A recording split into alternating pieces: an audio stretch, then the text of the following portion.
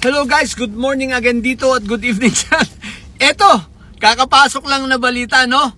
Sa Qatar po ay merong mga ilang Filipinos na inaresto dahil sa illegal illegal rallying, no?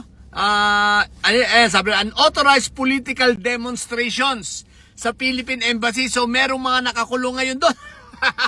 Ina nyo, mga rally. Ang rally po nila ay about sa kay Fentaboy, no? About sa birthday. Ayan. Kita nyo, ang kakapal ng mukha ninyo, mga didiles, king ina nyo. Kahiya-hiya kayo sa mga bansang pinupuntahan ninyo. Isipin ninyo, ipinapakita ninyo na hindi kayo marunong sumunod sa batas ng ibang bansa, na kayo naman ay mga dumayo lang dyan para magtrabaho at hindi naman kayo mga residente.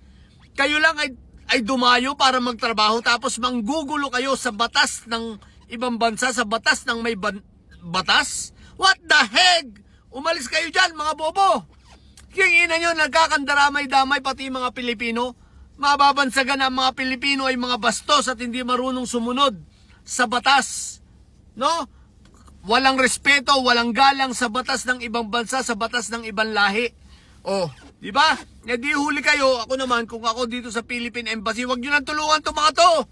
Pabayaan ninyo makulong, tapos pabayaan ninyo yung pamilya nilang mag-ayos ng mga problema nila dyan para madala. Kaya mga yan, isipin din ninyo, nagkakanda, damay-damay ang lahat ng Pilipino. Ano ngayon ang impresyon ng mga taga-Qatar sa mga Pilipino?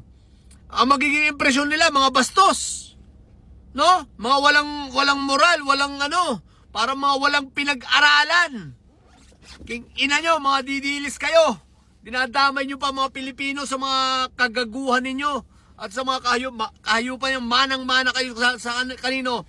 Kay Inday Sayad, na punong-puno ng kabastusan sa katawan. At sa inyong, si Fentaboy na inyong poon, punong-puno ng kabastusan. So mga king ina ninyo, again, minumura ko kayo mga king ina nyo.